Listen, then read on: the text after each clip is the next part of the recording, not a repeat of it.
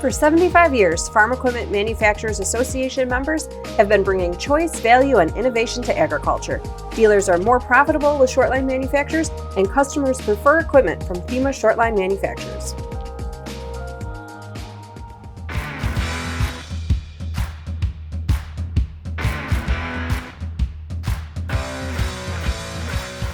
If you don't get out of tillage, then you might not have the capacity and the innovation that you put into other things, right? That's right. Like our feeling that the farmers weren't just buying a chisel plow or a cultivator, they wanted the air seeder package, and we didn't have that.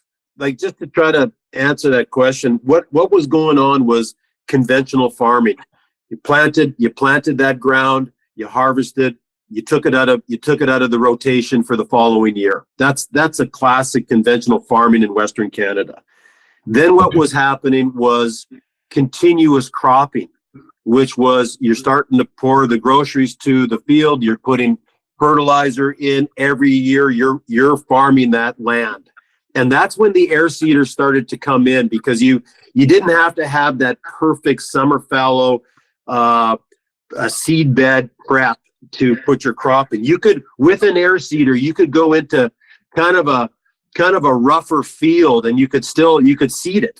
And that's where the air seeder kind of took over.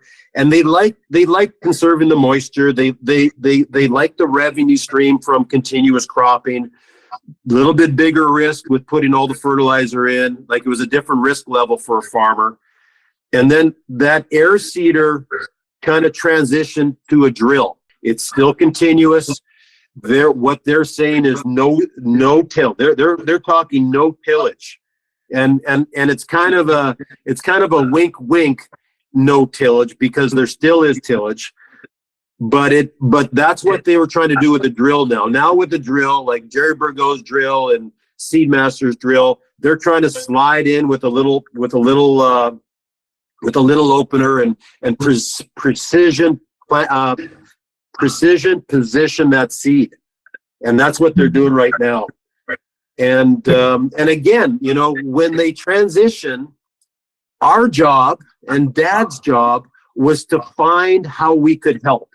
So now with the drill, you have fields that just get out of control. You have grain cart ruts, you have tractor ruts, you have sloughs growing out, you have headland growing in, and yes, in theory, it works for sure, but you always need a little help. And that's what kind of transitioned us into Pro-Till. So Pro-Till is the big star now. And these fields, as much as you believe in continuous cropping and no tillage, Pro-Till, we sell more Pro-Till in zero-till ground than you could ever imagine. We were actually thinking our market is going to be Iowa, Illinois, in the Corn Belt with our Pro-Till. Well, guess what? We had rain events and high moisture and all these fields that farmers just didn't know what to do with. And we again, you follow what they're doing, you find where the trouble is, and you try to give them a machine that's going to help them out. And that's what Pro-Till did. And it cleaned up all the sloughs. It made a beautiful seed bed for these guys. They didn't do their whole field with the Pro-Till, but they sure went into their trouble areas, or they went into their pastures, or their hay ground where they had to turn over. And again, it was one of those tools, great in the spring, great in the fall. If you had a specialty kind of a situation, if you're talking stars, that's kind of the segue into Pro-Till. Paul, what really changed our lives with Pro-Till is the fact it's where it's marketed. It's just not in cereal grains and pulse crops and oil seeds and corn and beans. We're in sugar beets. We're in sugar cane. We're everywhere. And that really brought us into the States. Because, you take a look at Degelman Industries, not everybody's got rocks. We grow our rocks here because the frost brings them up. Well, you don't have a lot of that problems in the United States. And a lot of our products don't fit a corn and beans type of market that is so heavily populated in the United States. But with ProTill, we're going everywhere else. So, we're into the vegetables. We're into, we're in Georgia, and we're into the, what do they all grow here? They grow a bunch of vegetables. I know it's sugarcane in Florida, and we got sugar beets in North Dakota. And so it really broadened our horizon. Was Wilf involved in the ProTill? But Paul and Scott were involved in ProTill. Like, I give the credit to them because they were the ones that, you guys basically looked at well, you go ahead and talk about it, Paul, but it's basically, it was a European design that we North Americanized, right? This is kind of a funny story, Mike, because, Dad was, he's a little later on in his life, and he'd go down to Arizona for the winter, get out of the snow. And that's when we would, Scott and I would always kind of laugh, because that's when we had our stealth projects, and Dad didn't know about them. And then he would come back and he'd say, what is this? And we'd, start explaining, and, he liked his own designs, but we started running it, and he was, he likes his own designs, and he didn't like, anytime we come up with stuff, he wasn't like, oh yeah, that's great, and he'd give us like, way to go, guys. He would be pretty tough on us. Like, it's his way. He was kind of he was the king, right? So, but when he saw what that ProTill did, he jumped on, and he contributed, and again, and Scott was my brother Scott, he's a designer. He's like Wilf, right? He's the same kind of guy, but he's Swiss watch. Scott's Swiss watch. He wanted to make it look good too, but he never forgot when he designed that. He knew what Dad wanted. We knew what Dad wanted. He wanted big time beef in this thing, and that's how he designed. He wanted it heavy, and he wanted it for sure simple. Take complexity out of it.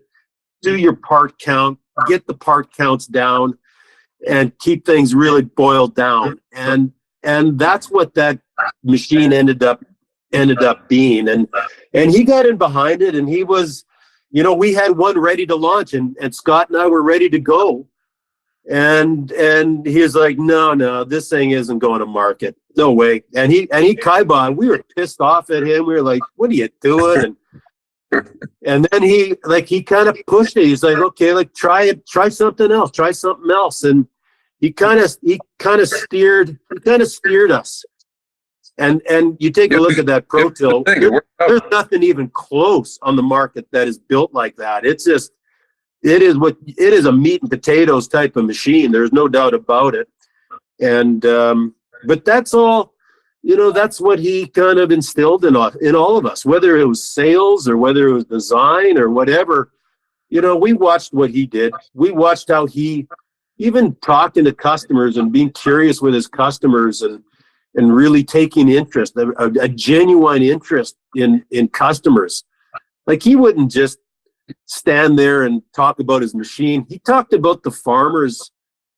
He was curious about that farmer, and he cared about that farmer, and he kind of he didn't think he was giving us lessons, but we sure learned from him about how he interacted with people and how he designed things. And you hang around that guy long enough, and everybody picked up pieces of what he did.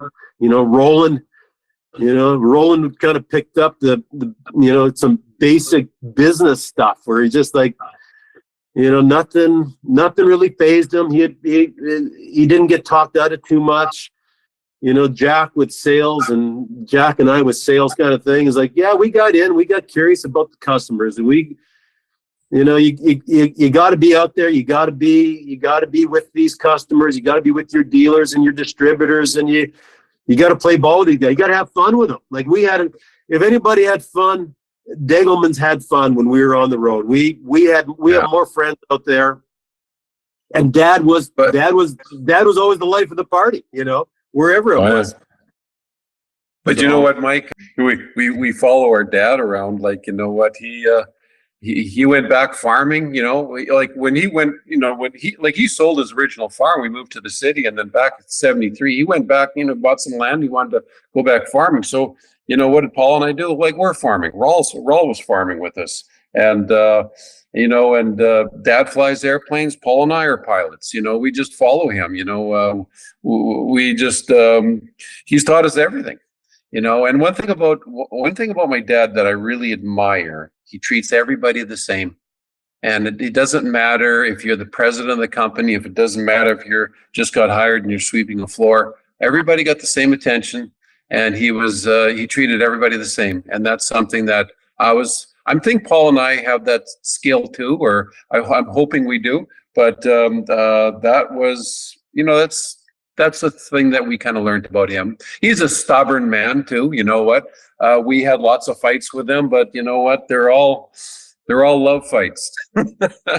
I think about Dad, and we have staff been with us for 40 years, 45 years. We retired a couple, like every year there's always seems to be a 35-year guy that we've had. And I think what it is, Dad used to walk the shop, and he wasn't an office guy, really. He was either on a tractor seat in a cat doing work, or he was in his shop, and he would stop and he would talk to everybody, ask them how their life is, have some fun with them, have a few laughs. And I tell you what, that is what he had, a real empathy. He admired his people. And he always said, he says, when we started complaining, he goes, you know what, you guys, look at these staff of ours. They come to work early in the morning when it's dark and cold, 25 below zero stuff, like ugly weather. They show up every day. They give us their day. They go home. They go to their family. Nobody's getting rich. And they keep on coming. So when you guys feel sorry for yourself, he says, you just think about that. And he had a genuine passion for his people, and they knew it, and they followed him. They gave their life to that company. Peter Degelman, 50 years, 45-year guys, and these guys, and it's absurd. Like they've given their entire career to one company. And it's not easy work. You're in the back, you're grinding, you're welding. It's heavy iron. It's lots of people. Like, it's not a small little shop where everybody loves each other. There's unions. There's all kinds of shit. And they believed in him. They believed that he just loved them, and he appreciated them. And I think that goes for his customers, his farmers. Same thing. Same kind of thing. He was interested in them, and he was interested in helping them. So he kind of knocked the feeling sorry for ourselves off us real early in life. That wasn't an option. He worked hard. We think we worked hard sitting 15 hours in a combine. Well, you're in an air-conditioned, beautiful combine. Like, you should be happy that you're in that combine. That's not where he grew up. He grew up, he had tough days. Did he serve as like president and CEO the whole time, or did he say, I'm going to tinker, someone else do that? I want to know that side of it too. My dad had the president's title all his life. The titles didn't really mean, like, we were kind of running the company. He was still president. It wasn't real formal. Dad was president. There was four of us. There's four of us basically that we would kind of fight it out. Us four would kind of fight it out. Like, how are we going to do this? How are we going to accomplish what we need to accomplish? And we slugged it out, and we all kind of worked side by side. Yeah. And there was no real big structure like that. It was like, okay, Dad's the guy. Let's rally in behind him, and we'll duke it out. And we did, and we got it done. And we made it work. Like, Yeah, we kind of made it work. You know, the title was we were involved. We ran the company like each of us was the president too. When I'm on the road, I would speak like I was president of the company. Jack would do the same. Scott, same thing. We all thought that we were president, you know, individually, and we'd take our liberties, and sometimes it'd get us in trouble. It was awkward sometimes, but it was difficult, but it was what it was. It's just like, okay, there's no playbook, and we just kind of went with what this was. This was a farmer. This was an uneducated farmer that had this will to succeed, and we knew he had success, and we knew he was the guy, and we all learned from it, and yeah, that's just the way it was, you know. And then even later in life, Jack and I were the only two guys left, and it was like, okay, Jack, like, let's just kind of keep on doing what we were doing. So it was kind of Jack and I kind of For the last, we were both sharing the presidency together, and before that there was four of us sharing it together, and Dad's in Arizona, and he tried to take the pressure off him so he can enjoy some of his you know, his later in life years, and that's just the way it was. There wasn't a well, it worked. He couldn't tell you what a CEO means. He wouldn't, you know.